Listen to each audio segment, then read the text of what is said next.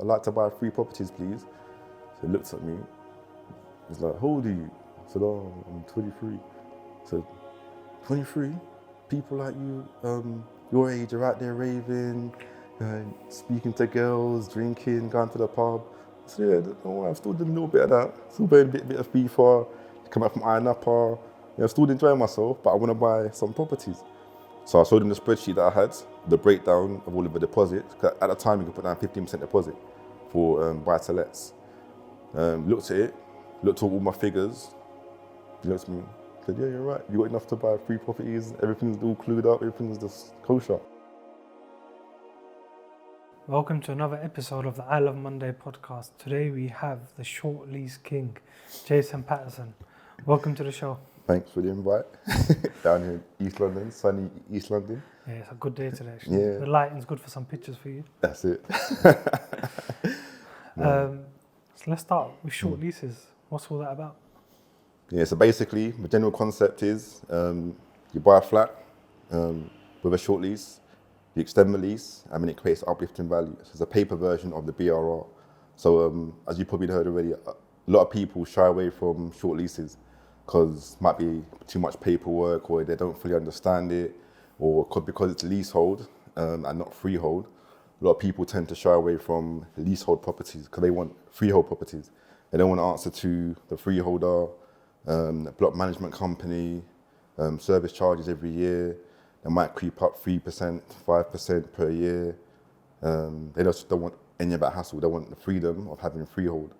But in terms of profit and income and money, you can make quite a bit of money from short leases because, as you know, not many people like them.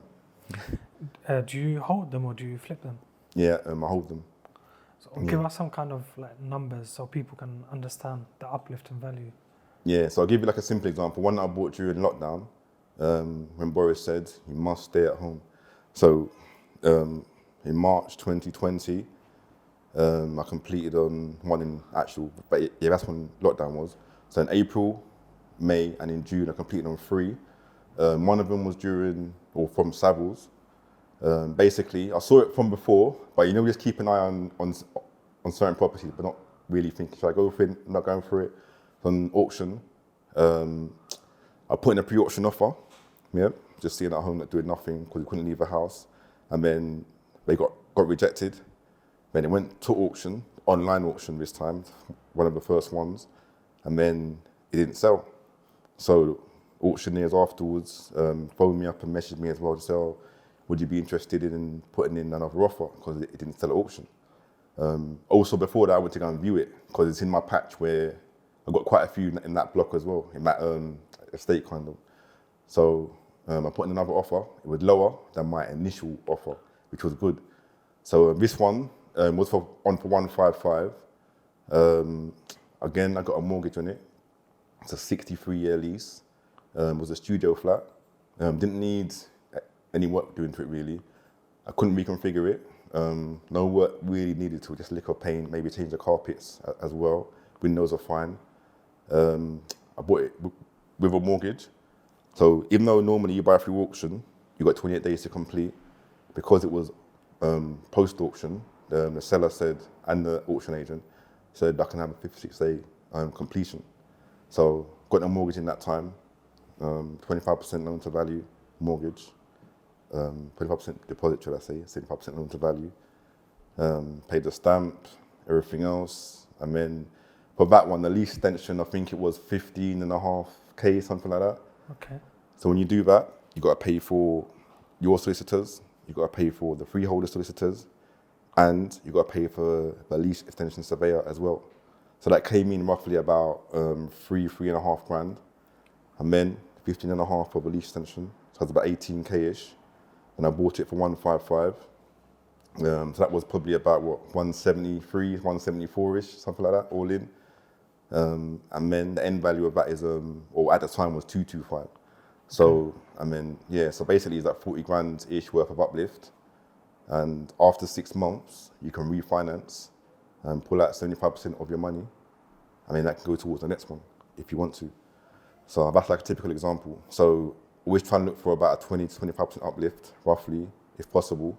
That was on a studio flat. And then after that, I just rent it out as normal. So, yeah. That's quite a good uplift, especially for a small amount of deposit you probably put in as well. Exactly, yeah. Because only, what was it? Say it was around 50. 20, 25, Yeah, 30,000. something like that. Yeah. Okay. How did you? Yeah, 30 something, I think. But yeah, something like that. How did you get into short leases?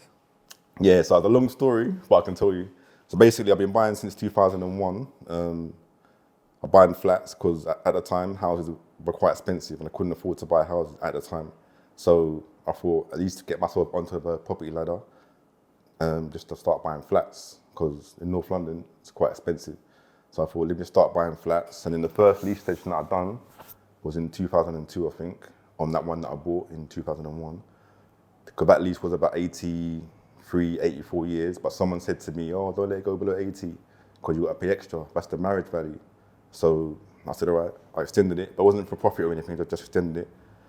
When it's only maybe about 13, 14 years ago, that's when I started to do it properly as a business. So basically, it was a credit crunch, 2007 to 2009-ish. I had about 7 or 8 properties with Birmingham Midshires or BM Solutions, yeah? And then those were like the fixed rates, and then the variable rates were like 0.99 above base rate. Then base rate started to tumble, come down. So I was just paying peanuts on them. And then they changed their policy, BM Solutions.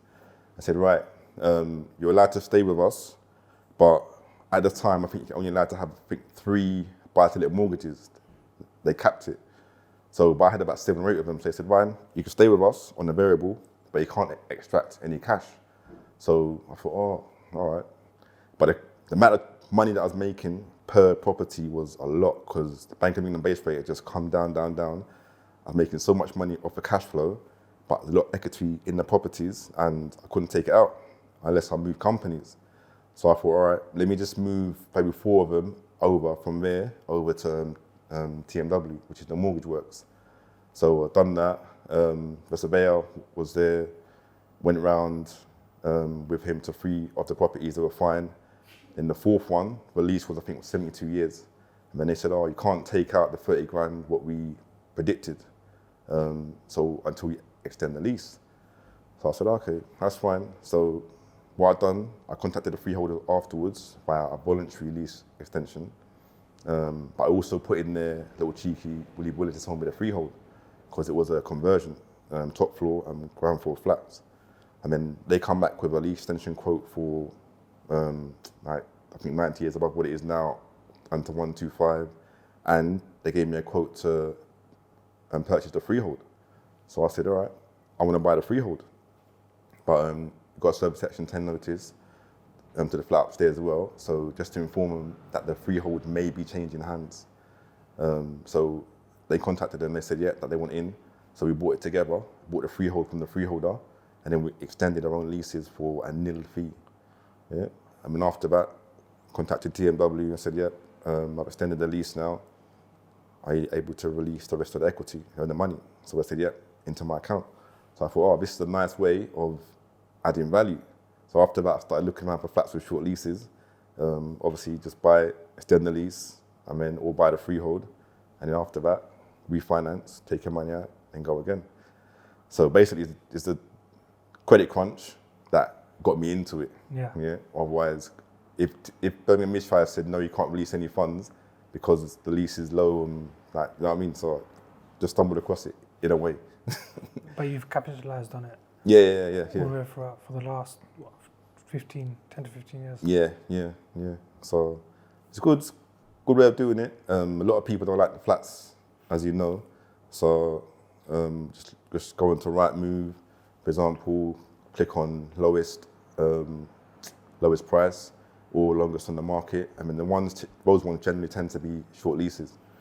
Also get them from auction websites, either put in pre-auction or post-auction bids. They've actually bought from auction, so either post or pre.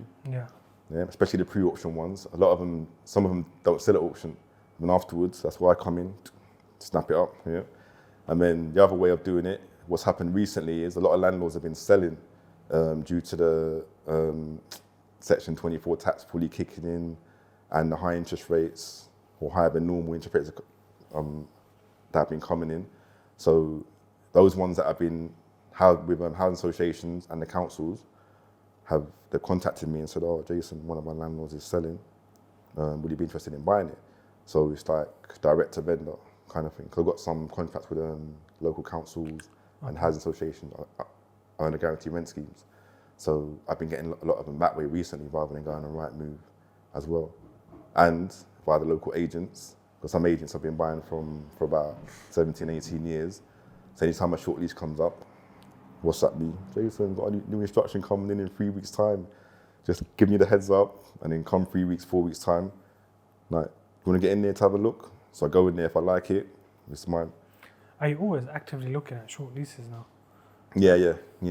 So, because obviously, when you buy property, especially in this market, you need to buy something where you can add value, whether it be a refurb or a reconfiguration, like 1 bed to 2 bed or 2 bed to 3 bed.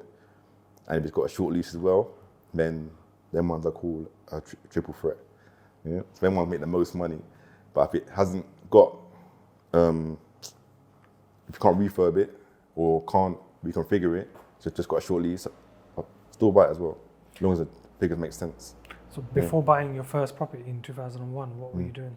I was in Sainsbury's, so I was there for about 15 years in total, and that overlaps with my teaching job. Okay. So yeah, I started off on the waters section, £3.28 an hour, my first. £3.28? Yeah. So what was your weekly paycheck? It was quite low, I can't remember exactly, but I started off part-time and then I did a lot of overtime as well. So it's only, I can't remember exactly, it's about 22, 23 hours a week initially to start off with, but then I was on the bread out after that, got done so well, gave me my own aisle, and then I done trolleys for a while, do a bit of overtime, and then I got till trains, started doing some work on the tills, and then I did night shift as well, just to get some overtime in, because at the time, if you work on a Saturday, you get time and a half, and if you work on a Sunday, you get double pay. And then night shift, if you work night shift, Saturday night shift to Sunday, yeah, so you get the double pay on the Sunday, time and a half on the Saturday, and you get night shift premium. So that boosted the pay a little bit, yeah. So I did a lot of that. I mean, that boosted my savings in a way, but still not that much, but it's enough to get me some money to start buying the flats initially. Because while I was in Sainsbury's, I managed to buy 5 properties while I was there. So 4 buy-to-lets and 1 to live in, residential, all flats. Were you teaching at the same time, you said? Yeah, overlapped, I think 7 or 8 years in. Yeah, that's when I got my first teaching job, teaching maths. Yeah, so you're good with your numbers. Yeah, it's A-level, GCSE, and below, and also taught the foundation degrees. So access, the access to nursing, access to law. Oh, yeah. Yeah, so those ones, the mature students, they needed to pass that in order to go into their university course. That's where, like, What made you get into teaching? I like maths. Always loved maths. Always been in the top set. Not the top of the top set, but always been in the top set for maths. So some people are strong at English, some are good at drawing, art, some are good at talking, yeah, could be a salesperson. But my skill was always been maths, love numbers. Like in primary school, I was, my granddad, before he passed, he was working for TFL, like London Underground. So I used to see him get ready, go to work every day. And where we were, I could see some of the buses from my window. From my window, we had like a top floor flat. And then I used to just sit there or stand on the ledge and then just count the number of buses, like 210 bus. I just mark it down like a tally chart. But I didn't know it's called tally. So I got to primary school now, and then teacher's like, yeah, we're gonna start to do something called tally charts today and bar charts. I started doing that on the board. So I was doing that from before, but I didn't know it's called tally charts. So I was just doing that at home, counting the buses. Yeah. So I don't know, I just like maths from when I was younger. And then, yeah, that's what I prefer. The one memory I have of maths when I was younger is my dad used to give me sums to do, and he'll give me like an A4 sheet, Yeah. and he'll just write numbers, and it'll be the first time will be just like double digits with double digits, and then all of a sudden he's making me add like tens of thousands with each other. Yeah. But that's the way I learned my maths That's it. and spreadsheets. Yeah, spreadsheets are good as well. Yeah, you got to just keep on being repetitive. Get the technique right, get the system right. I mean, you can obviously, like what your dad did, make the numbers get bigger slowly, and it builds confidence as well. So why did you decide to buy your first property? Because I was there, basically I wanted to move out of mum's house. That was the initial reason. Because when you're in the box room, and then you've got girls, want to bring girls back, and you're thinking, oh, mum's there. And you got to the box room, it's like, oh, this is where he lives. Yeah. Like, it's not good. It's not a good look. So we had to try and escape. Yeah. Plus as well, when you do night shift and things like that, and you see the older guys struggling, they're like in their 30s and 40s and 50s, and you're thinking, oh, I'm better for myself. Sometimes they used to ask me, because I was young, like, what are you doing here? You shouldn't be here. So I'm saving. I said, what are you saving for? Saving to buy a property. So okay, that's fine. So they used to talk to me and say, look, this is not a job that you should try and get into. So try and look for a way out. So, but yeah, just wanted to leave mum's house first of all. And then when I started working for like teaching, one day I was just there and I thought, I got to spend the next 40 to 45 years getting up at 6:30 every morning, taking home work and marking it. So if you've got like 10 classes there, you've got 300 papers to mark, like it just takes ages. And then the standard of living, cost of living from like the government, they used to freeze the pay for the teachers as well. Yeah. I mean, everyone else around is getting a little 2% pay rise, 3% pay rise. But I thought that has to be a better way of making money, like as passive as possible. Obviously, probably not fully passive, but it's as passive as can be in that sense. So I thought, I need to start getting some properties just to earn some income on the side. Plus, I wanted about security, because I think it was 2004, I think, or so, we were overstaffed in terms of math teachers. And then the manager called us into the office and said, yeah, overstaffed, government cutbacks, we're going to have to let one of you go. So I was still living at home, so I was fine. So if they let me go, it's fine. But there's a guy called, one of my other colleagues was there, and he just bought a house, just bought a new car. His wife is a housewife, had just had a baby. So I thought, wait a minute, if he gets let go and doesn't find a job straight away, then he's in trouble, he's in serious trouble. So the financial power is coming from the organization. They control whether you can buy a new car or go on holiday, or, you know what I mean? So I thought, no, I want to try and get some of that power, and I want to control my own financial security rather than let it be in someone else's hands. So I thought, that's when I started to just build. And then I said, after 4 properties, I managed to match my full-time wages. So I thought, wow, this is good, still young, like, I'm just going to keep going. Then started buying, kept on going, and I doubled my wages, then quadrupled my wages, or tripled and quadrupled my wages, and I thought, now it's time for me to leave. But it's just, it's not easy money, but it's just easier to make it, you know what I mean? So, yeah. Did you have like a guide or mentor helping you at that stage? No, initially, I just went into it. But my first one, I bought for 70,000, 1-bedroom flat, conversion. Young, didn't really know what I was doing, but I just bought it, yeah, mortgage. And then what I'd done after that first one, I rented it out, and then house prices rose. I was watching the BBC News one day, it said, no, house prices have risen 18% in the last year. I was like, oh, that must be a good thing. So I spoke to a few people, and then they said, yeah, like, you could take the money out of the property, your house has gone up, your flat's gone up.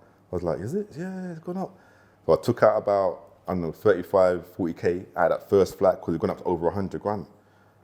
And then I had my savings there, my savings wage, private tuition wage, my teaching wage, my income from the first property as well.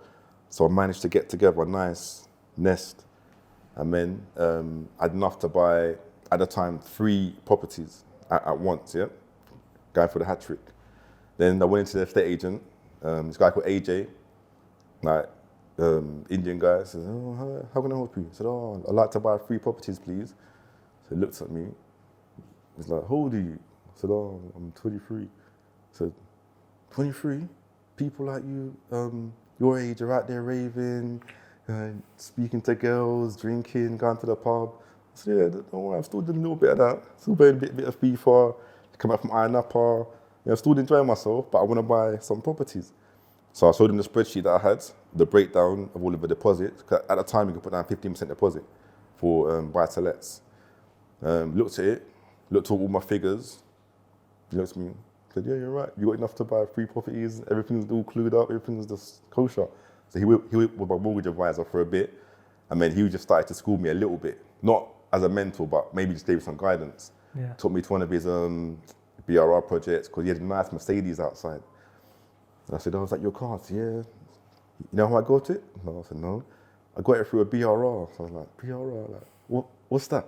Buy, refurb, refinance, rent. So he done that, down in Edmonton, refinanced his money and used that money to buy his nice Mercedes. So I started to learn. I mean, like the BRRs and obviously flats and remortgaging. So I was learning a bit from him.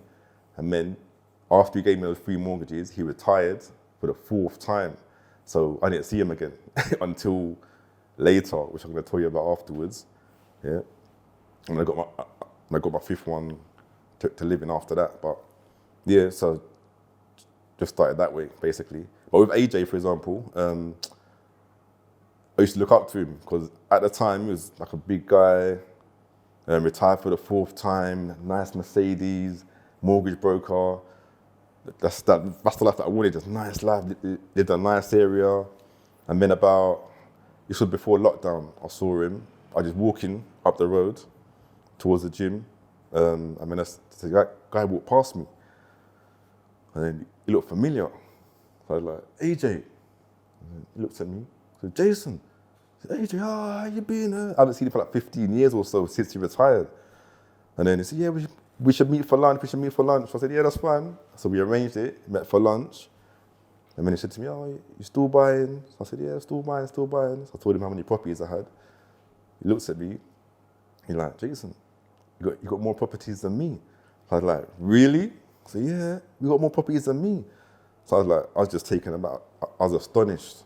So that's where the phrase comes in, work until your idols become your rivals.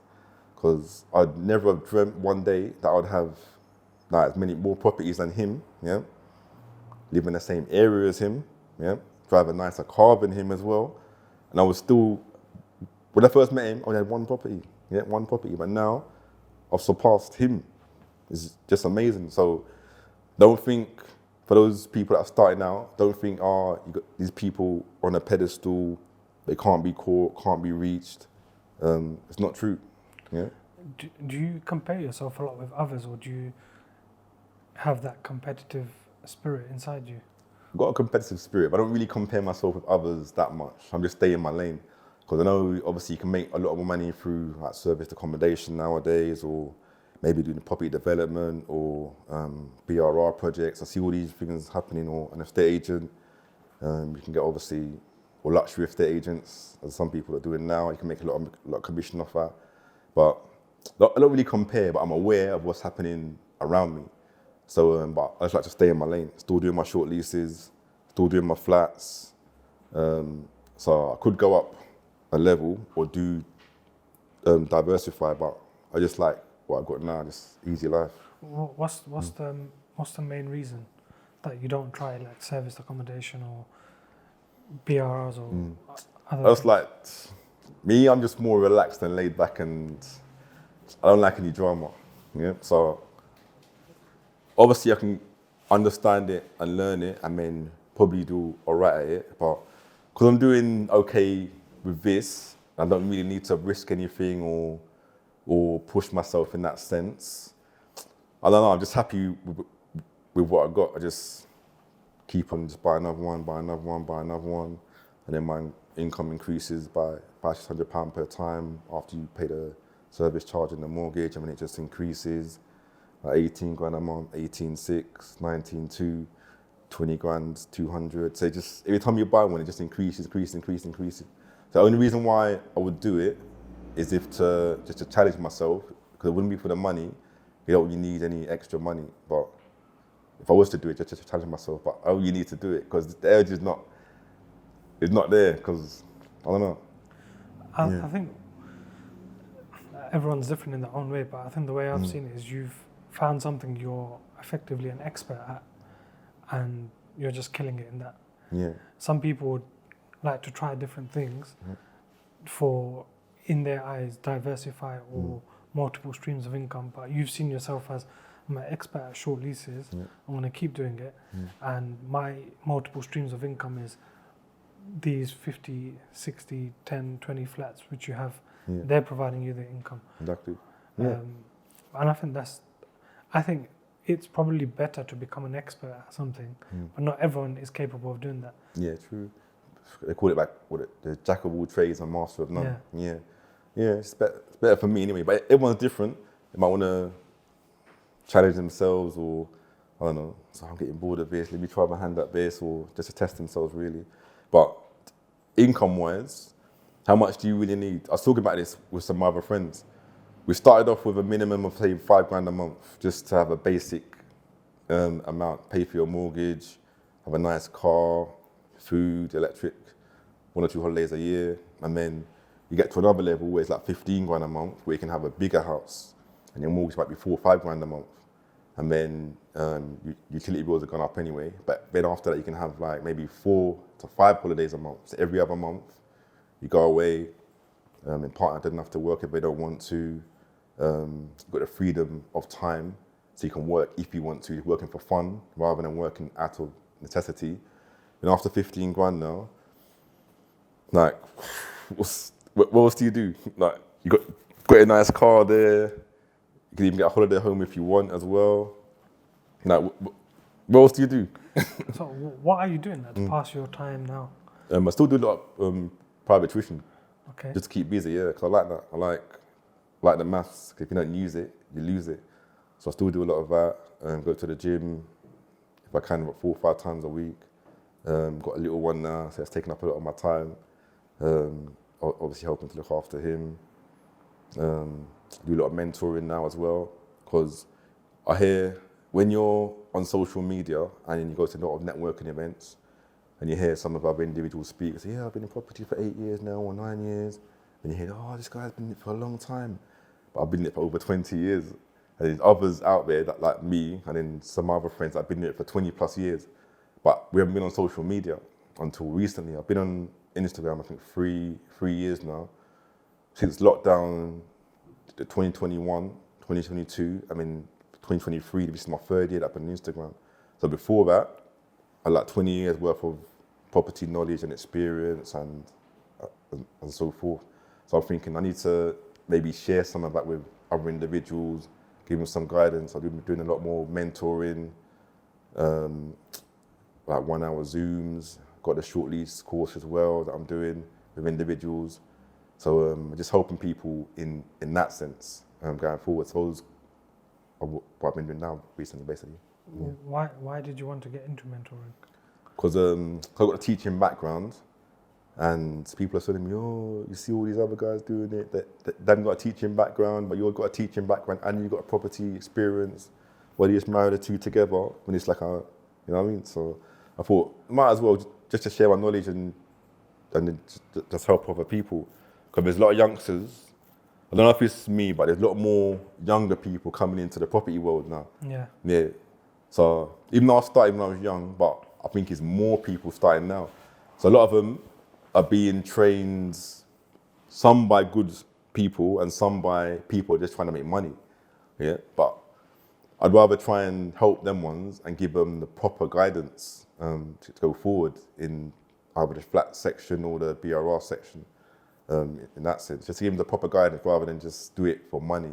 Obviously, I'm getting paid for it, but I'd rather them have the good quality education and not try and rip them off and then take their money and then just go off somewhere else. Your social media, how did you start it in terms of what kind of things were you posting and what kind of reception were you getting at that time? Yeah, so initially, I've been on Facebook for a while, just bored to keep in contact with friends and family and old colleagues. And then TikTok and Instagram, I've only been on for about almost 3 years. I did Instagram. TikTok, I've been on about maybe 7, 8 months, just still getting used to it. But Instagram, under 3 years. A couple of my friends were telling me, oh, you should come on Instagram. It's good, like, you can post stuff. So, what am I going to post? I've got nothing to post. Yeah, but you can tell them about property and the gym, go to the gym. I said, all right then. So during lockdown, not one, I think lockdown 2, that's when I thought, I'm getting a bit bored here. Like, let me just start up an Instagram page. And when I started it, so I started doing some couple of clips of us doing workouts in the garden because all the gyms were closed. So I started doing that, a few holiday pictures. And after that, I started to put some property material on there.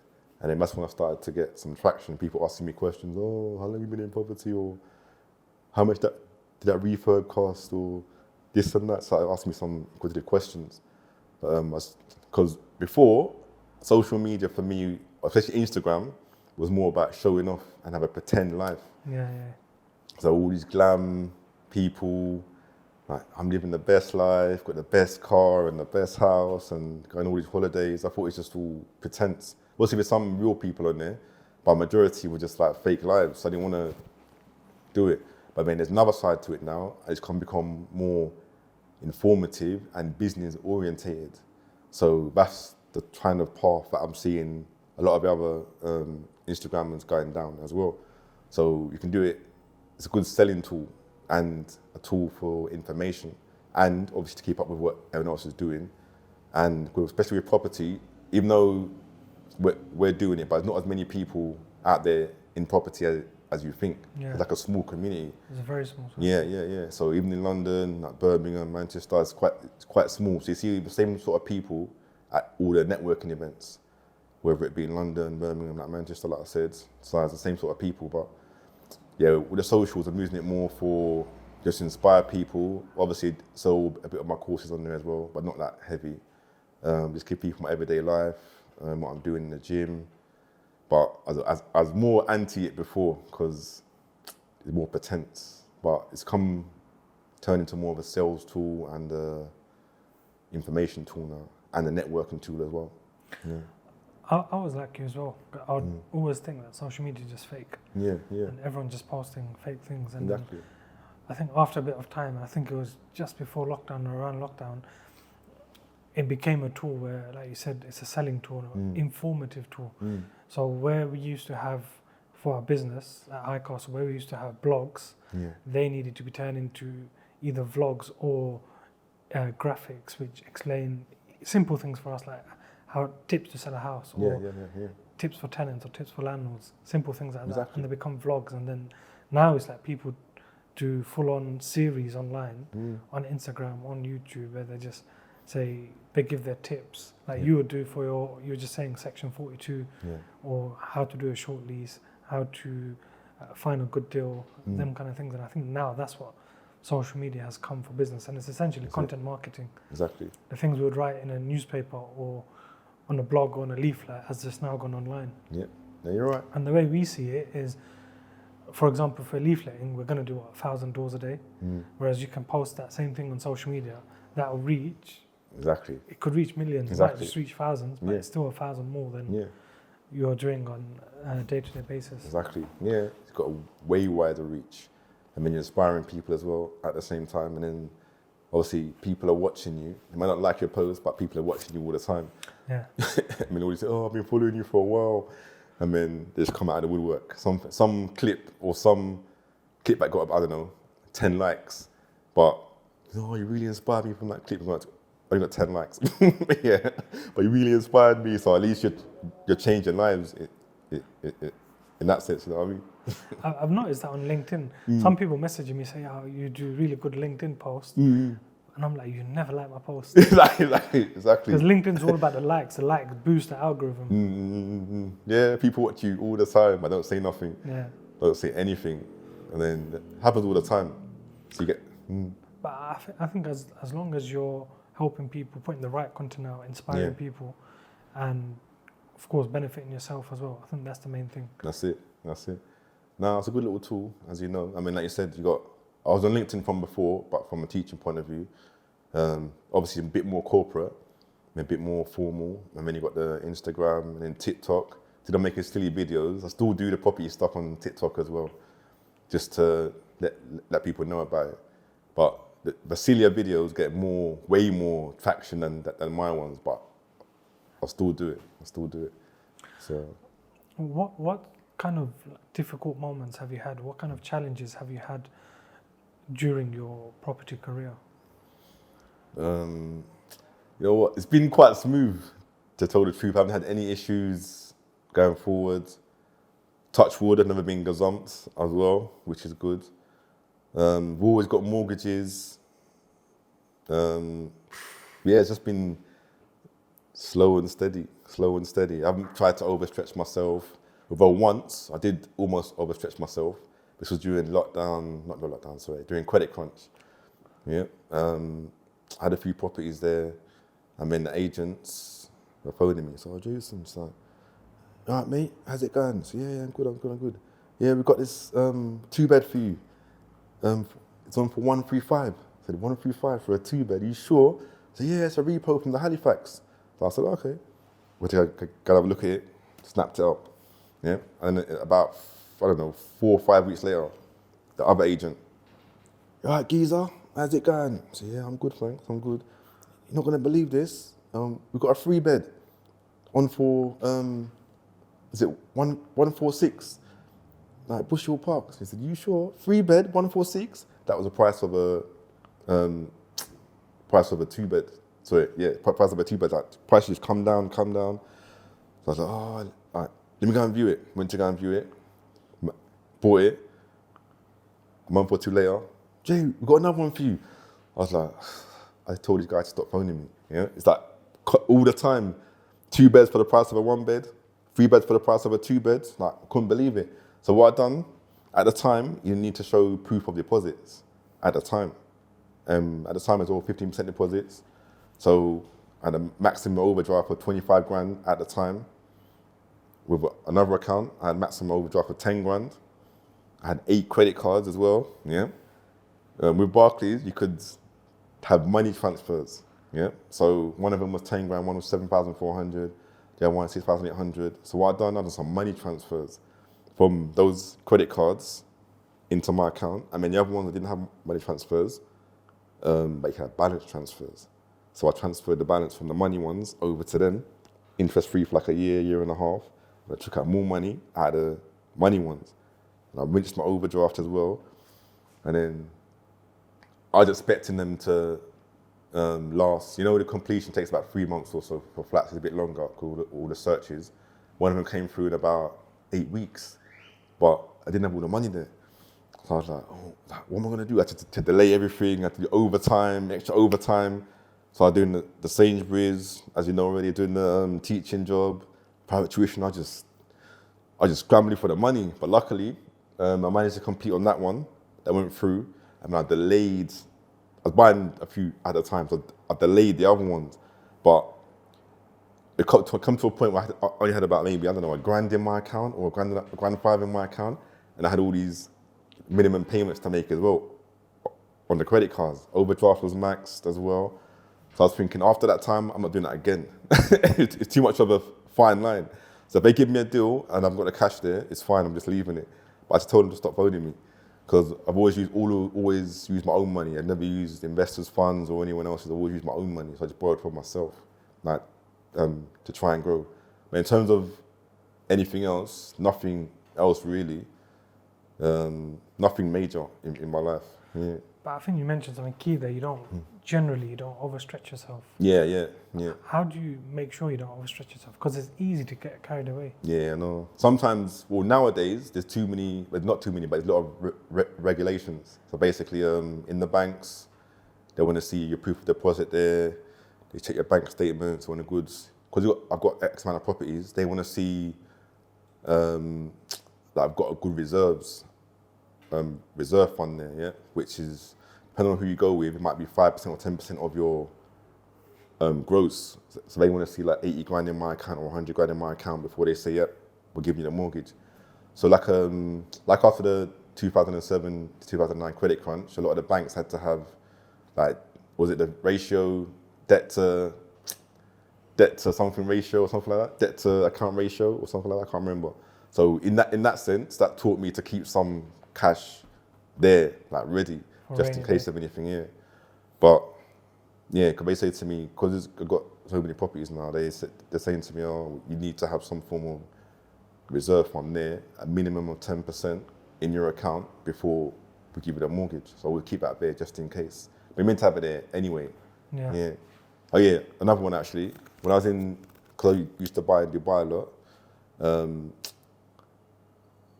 we don't do all your research, again, flats as well. This was back in 2003 to 2005, 6, just before the credit crunch hit. I was buying in Dubai as well. Do all the due diligence from the company, and then I put down my 10% deposit, and then they said it's going to be ready by 2004, I think it was, like a year later, but it got delayed, and it got delayed again. So I was thinking, oh no, I've lost my money. It's like, it's been delayed by over a year, and you're thinking, and they keep on giving you excuses. I'm thinking, oh no, like, it's gone.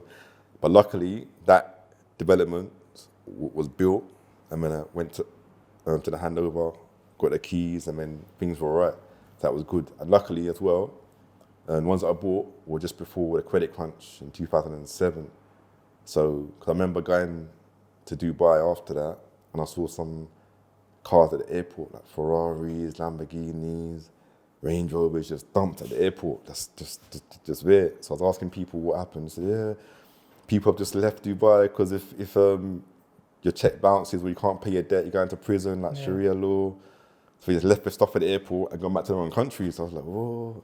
So, but obviously I'm paying all my debt in Dubai because I don't want to mess about Dubai.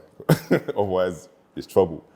But yeah, that was another one where it's a bit shaky, thinking that I paid my initial off-plan deposit money, and then the developers don't complete the project. Yeah. Because especially during 2007 to 2009, Dubai used a lot of investor funds, like on the World, the Palm Island, Palm Jumeirah, that one didn't even get built, that finished. They built the land for it, but there's nothing on it. But the Palm, the other Palm, which is called the Palm, you've got Royal Atlantis, you've got Atlantis, you've got all the houses, that one's fine.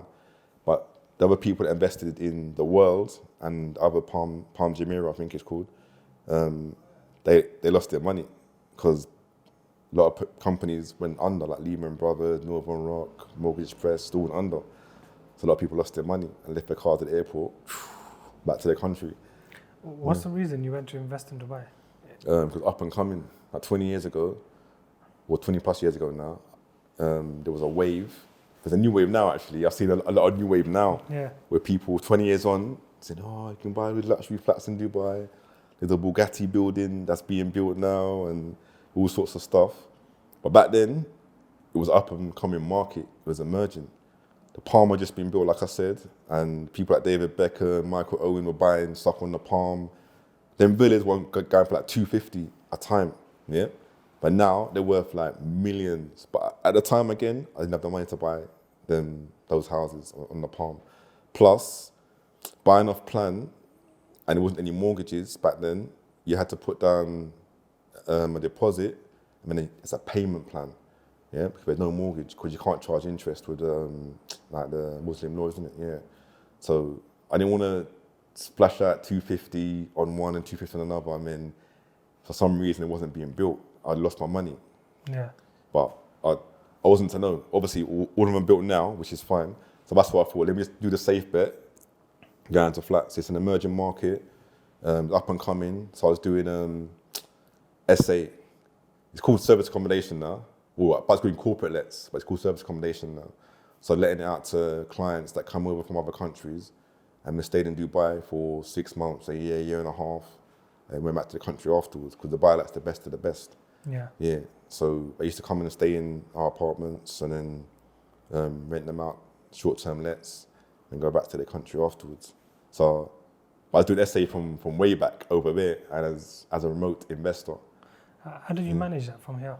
Yeah, as an agency, it's go over there once a year minimum, just to kind of check on the apartment, just to make sure it's all right. But yeah, just do it remotely.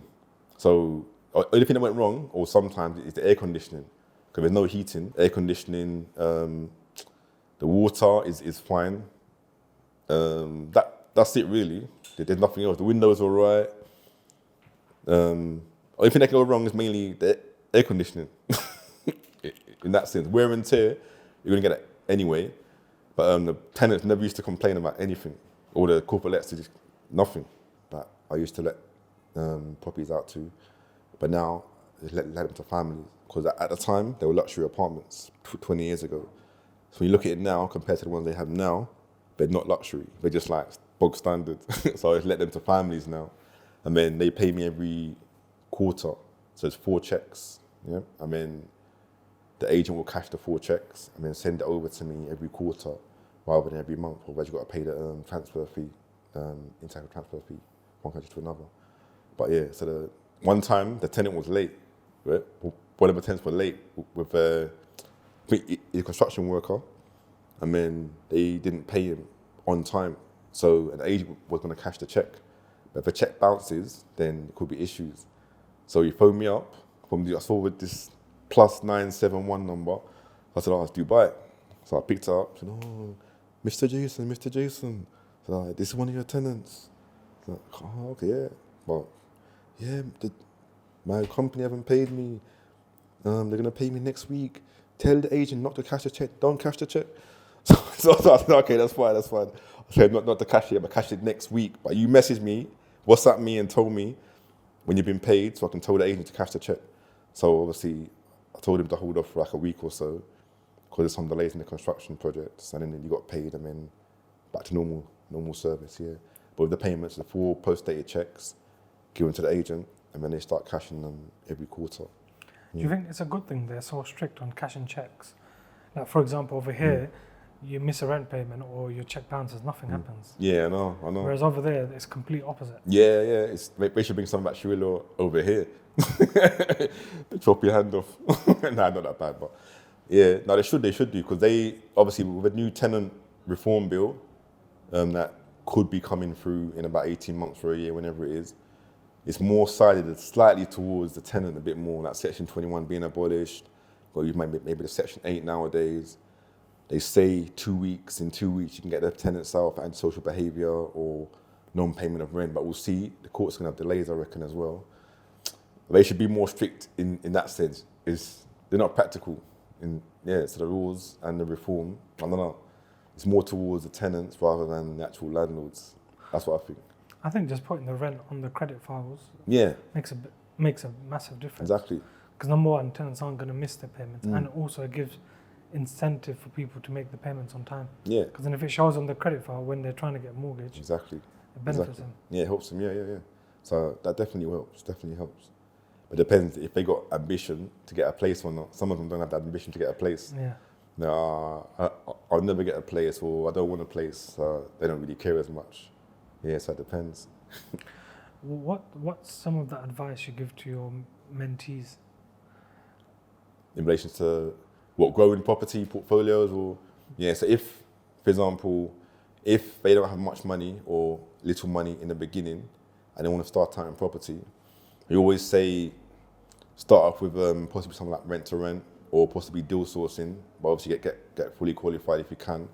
With the rent to rents, you need to ask freeholders permission, mortgage company permission as well.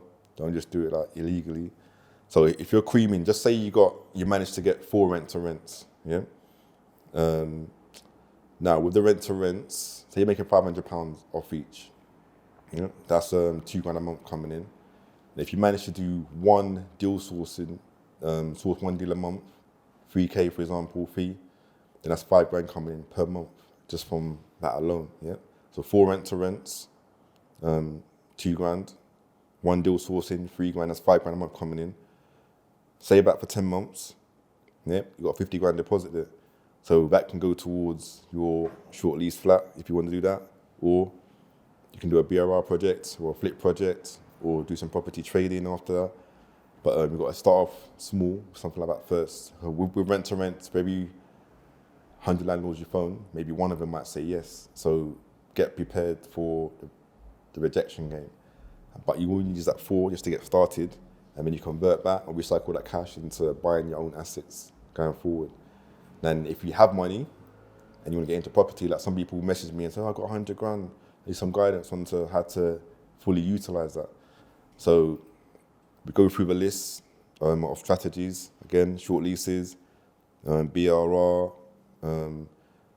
you've got the rental accommodation side of it with that service accommodation. You can go into all sorts of things you can do, or development, but it's not much for development projects. I say, look, choose a strategy that suits you as a personality, as a person, yeah, and your personality. Don't always follow the money. Yeah, choose one that you like, that you enjoy, going forward. Why is that important? Yeah, why? Because if you just follow the money, then when it gets hard, then you're gonna think, oh, you know what, I'm gonna try and maybe pull out. Yeah, but if you find in something that you enjoy through the tough times, it makes it easier to get through those tough times. Yeah, but if you don't enjoy it, then you'll think, you know what, I'm packing this in, I'm exiting. So choose one that suits your personality. Like my personality, I'm more laid back. I'm just easy going. So I could do developments, I could do SA with more money in SA, but the way I'm doing it now, it suits my personality because I'm more laid back, more chilled, like waking up late. Yeah, apart from the little one, sometimes 8:30, 9:30, 10 o'clock, where maybe I'm waking up late. I don't want to hear, well, the cleaner hasn't turned up, or I don't know, this person's wrecked the house, they're only there for 2 nights. Even though you might have managers in place to look after that, I just want a calm life, just easy. So go for a strategy and a system that suits your personality going forward. That's what I say, makes it easier. Was that one of your goals when you started doing short leases full time, in terms of just a laid back life where you can basically relax and do things at your own time and within your own control? Yeah, just hands off as well. I don't want too much to do. Some days I'll just wake up and I'll think, instead of going to the gym, I'm just staying in the house. Just turn on the TV, relax, just watch TV. Where if you've got a business or you've got somewhere to be, you have to make sure you get up. Like with work, when I was working, some days I just couldn't bother to get up out of bed, but you have to do it. You have to get up and go, like a purpose. So I've still got a purpose, but it's not as demanding in that sense. I give you the freedom of time, like I said. You can work for fun, just do things when you want to do them. So you can go and see this project, or go and see this agent, or go and view this property. You've got flexibility rather than a rigid structure where you're forced into it. So, but yeah, that's why I like it, just where it wanted to be set up. What were some of your personal dreams you had after you start accumulating your income? So basically, I had a Tony Robbins book, still got it at home. The name, I can't remember right now, but it's called something to do with money. It's quite a big book. Basically, from then, I found it the other day actually on my computer. Old spreadsheet from like 15, 16 years ago. You've got financial security, financial independence, financial security first, and financial independence. Then after that, you have ultimate financial freedom. So in my initial one was the basics, like your mortgage, your rent, utility bills, basic car payment or your travel money, like Oyster card, just bare essentials. Then the next one was to have 2 cars, minimum 2 to 3 holidays a year, a nicer house, basically just goals. And then the ultimate one is having a pied-à-terre in central London, having your nice supercar, having 2 or 3 other cars in the drive, having a nice fat pad, like mansion, for minimum of 4 to 5 holidays a year, like big holidays, not just small ones like Europe. So that goal I've more or less achieved. That's all done. A house in the country, like either Norfolk or Suffolk. So that was basically on my list of things to do. Have a nice big house and also have a nice supercar. Yeah. What's the story behind your supercar?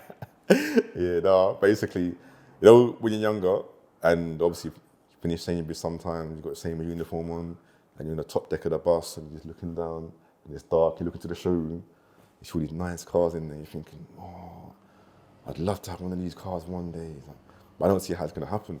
Yeah. And then, before you know it, one of my dreams was to go back into the Park Lane BMW showroom and to get a BMW from there, brand new. Well, this one had 45 miles on the clock. So when I was, I think, 25, 26, I managed to do that. I went down there into the BMW showroom down Park Lane, yeah, and then I went in there and I bought the car. And I drove up Oxford Street and Regent Street with the roof down. It's like, it was so nice. I was thinking, this gave me the drive to go and do even bigger things. So I thought, right, got my nice car. What other car do I want next? But I started buying properties, still continue to buy. And I said, my next dream is to have the Bentley. So I said, I used to think Bentleys for like, I don't know, you have to be like mega rich but it's not out of your league. Like anyone can have one, as long as you do, obviously, the maths. So I said, right, one day I'm going down to Mayfair and I'm going into the head showroom in Mayfair. I see it on TV all the time. I'm going to buy a Bentley from that showroom. So every time I got to like 60, 70 grand, I'm thinking, I can buy one, let's have a short lease flat or a car, a short lease flat or a car. And then the flats won every time. And after I got to about 21, 22 flats, I was just there, I was on the beach in Jamaica just chilling. And I thought, you know what? I'm going to buy myself a new car. So the guy gave me I paid the guy $10 and I got the Wi-Fi code unlimited. Because you got to pay per day for the Wi-Fi code. So I thought, just paying $10, I just put on my phone. And then the one that I wanted was there on the Mayfair branch. So I messaged by the website and said, oh, I'm coming back to London next week. Can I do a test drive on the Thursday? And the guy said, yeah, that's fine. So I went in there on the Thursday, test drove it. I was scared, boy. I got into the car. I was so scared. I was like, whoa. I was driving around Hyde Park and Marble Arch and everyone just looking at me thinking I'm some superstar. I said, yeah, this car's nice. Like, I want it. So basically, that same day, was it the same day? No, the following day, I went back to sign the papers, like the finance papers, and then do a credit check on me. And then went down there, signed the papers and everything, got on the tube. So by the time I got on the tube and then got off the tube, I said, yeah, it's been agreed. So we'll prepare it for you and you can come and collect it in like 3 days' time. So I said, yeah. Then done it. Says, how would you want us to deliver it to you? Are you going to drive through the front or through the side entrance? I said, no, I want it through the front. Yeah, through the front gates or front doors of Mayfair. Yeah, Jack Barclay, Mayfair. So that was like a top day. So I went down there and then I was a bit too scared to drive through the doors actually. So I said, you drive it through the doors and I'll just take over. So obviously the guy come through, drove it through the front entrance, everyone just watching, thinking, oh, what's happening? So like one of my ultimate dreams was to get that, and then obviously I'd done it. How did it feel when you accomplished it? Yeah, it felt amazing. I didn't think it would be possible, because you see it all the time. All these, I used to be a Bentley spotter when I was younger. It's like, oh, there's a Bentley, there's a Bentley. And now I have one. So it's all right, it's good, it's nice, I like it. It's one of my biggest achievements. Best day of your life? Yeah, best thing. So next step is just to get the mansion, and then that's me. Life complete. Yeah, life complete. Yeah, completed. And then, yeah, that's it. I just still be buying. Not gonna retire, because no one retires. If you're in it to win it, yeah, not retiring. Okay, people like Alan Sugar keeps on going, Peter Jones, Dragon's Den keeps on going, Oprah Winfrey. They're not retired. They keep on going. It's in their blood. So if you retire, then something, a part of you just dies at the same time. So it's just keep on going. It's that drive that pushes you, isn't it? That's it. So, and then before, with the houses, because I used to do a lot of private tuition. I would go to people's houses, or used to anyway, and then I started to go into a lot of houses down in the big, like not Hadley Woods, and then Mitchell Hill, yeah. Where the mansions are. Mansions. And I used to drive down there all the time thinking, I wonder what these people do to get these kind of houses. And then I started to go in them via tuition. So I got a referral. I mean, I used to ask the dads, a lot of the time it's the dads, so what do you do for a living? I'm a stockbroker, or I've started till the rice, or I do, so I supplied pita bread for Tesco's, but only the home meal one only. So I started to learn about what each individual was doing. One of them was a quantity surveyor. He builds blocks of flats, like development. So I started to learn what each person does. And then I thought, these houses are way out of my league. I'll never get one of these. And now, it's close to that, it's there, basically. So, but it takes a bit of time, obviously, to get there. But then, you've arrived. So it's crazy. So, but what I was saying before, and what Steve Jobs says, he said it well.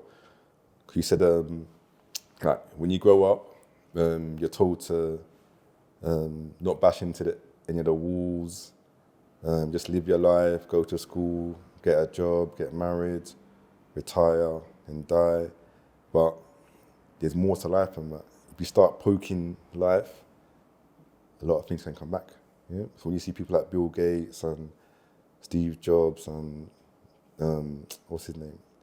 Amazon guy, Jeff Bezos, yeah. You're thinking, these guys, they're gone, like, they're untouchable. But there's another young guy coming up, or young girl coming up, and they're going to take their place one day. Yeah. So I don't think you can't get there, because you can get there. It just takes a bit of drive, determination, sacrifice, a lot of sacrifice. But you can get to your goals if you want to. So I don't think, it's too much for me, can't do it, don't give up now. You can get there, definitely. How old is your son? He just turned 1 last week. If your son was sitting next to you and he's 15 years old, what would you be saying to him? He has to finish his GCSEs then, actually. He'll about be in year 10, year 11. Got GCSEs first, and then now, he got an option. I want him to come into the family business, like what you're doing, yeah? But if he doesn't want to, it's fine. He can also do his own thing, whether it be, I don't know, some form of job. I see him kicking the ball around with his left foot. He's only one, so I was thinking, if you're a footballer, I'll let you off. I'll let you off, yeah? But at some point, they used to go out, find some form of career. He has to learn himself. So learn the world of employment, how hard it is out there, maybe glass ceilings, or management, the way they treat you, your structure, holiday this day, only take holidays in certain times, sick pay. You got to learn the whole system. Then hopefully you'll understand what life is about. And then you'll also come back and say, yeah, you know what, Dad, I want to come work for your business. But by then, you should have, 100 plus properties to help me look after, so I can't do it by myself. He's going to have to help me look after it. So even if he does it part-time, it's fine. And then when he's ready, he can hopefully join the business properly or take over. And drive it to the next level. Yeah, exactly, yeah. Because always, like you said, there's always one or two in each generation, or maybe they might skip a generation, and that person takes their family up a level, yeah? So my granddad, I think, did it with his one, and then I think I've been chosen now to do my level, like my what do you call it, generational wealth, yeah. So I've been told to do that now. First person to get nice car or big house, £1 million house, whatever it is. So the first person to do it in my family. So now, either my son or my son's son, hopefully, yeah, we're looking to take it to the next level again. But like I said, someone has to do it at some point in one of those generations. And then they say as well, it takes, 3 generations? I mean, they might lose it all. Yeah, so I've heard, but hopefully that won't be the case. Hopefully. I took a similar route in terms of I was working elsewhere. I've done the whole retail, working everywhere else. So you learn the craft, you learn, like you said, you can only take holidays certain times, you've got to do your shifts at certain times before coming into the family business. And I think that way you appreciate it more. Yeah. At the same time, you're learning like management and communication and the key skills you need Exactly. in your business you're learning from elsewhere. Exactly. People skills. You need that. You need that because it can't just be given to you on a silver plate. No. Because that's the thing. Because you got a bit of money there, and then your children see that you got a bit of money, their lifestyle growing up will be way different to your one. Yeah. They can have the nice things, but you got to try and teach them the value of money. They can't just have a Versace this or Armani that straight away. No, you have to work for it or earn it or at least know the value of it. That's why they got programs like Rich House, Poor House. Yeah. Because the youngsters, they don't know what it's like to have not much at all. So yeah, that's the best thing to do. As an Arsenal fan, what if your son says he wants to play for Tottenham? Oh, I disown him actually. Disown him. Nah, it'll be fine. It'll be fine. Obviously, there are families that I know that are like that. You'll split. One's Arsenal, or my son might play for this team or a rival team. But yeah, if this makes him happy, then go for it. I'll support him on the pitch, but not Tottenham. As long as you win 4-3 and he scores. Exactly, yeah, because for the winner, yeah. We might do a rival, do a Sol Campbell, say move across North London from one side to another side. So I can't used to go to school here actually. Oh, is it? East Yeah? London. Right. I used to be my uncle's class. Oh, okay. Just a quick fire round before we finish. Mm-hmm. Favourite food? Macaroni cheese. Favourite holiday? Dubai. Favourite book? Rich Dad Poor Dad. That one changed my life. That teaches a lot. Yeah, it does. It does. Most famous person in your phone book? My phone book. You know what? There's a guy, I can't remember his name now actually. He owns a private jet company in Mayfair. It was on TV on Channel 5, one of them high net worth individual programs. I saw him at the Bentley event twice because we at Bentley events. I don't know if it meant to be quick fire, but so yeah. Is that 2 separate Bentley events? Him, I got his number in my phone. All right, him. I saw him on Channel 5. I come think like 2 weeks before I bought my car. I was there signing the papers in the office. When I saw the guy out there, I said, "Oh, Adrian, like, do you know that guy?" He said, "No, I'll see him on Channel 5. He owns a private jet company." And then I saw him at a Bentley event, because they hold quite a few Bentley events around London and outside London. And I saw him there, so I was speaking to him there as well. He went in to buy, I think it was at the time, a 250 grand Mulsanne. Yeah, so he just bought that. But if you're a Bentley owner, you get invited to a lot of these Bentley events, which is good. You just network, and he gave me a business card, so he's probably the most expensive and the richest person that I got in my phone. Oh. Yeah. And favourite day of the week? Monday. Got the memo. Love Monday. Thank you very much for coming on. Yeah, you're welcome. It's been a Thanks for the pleasure. invite. It's been fun.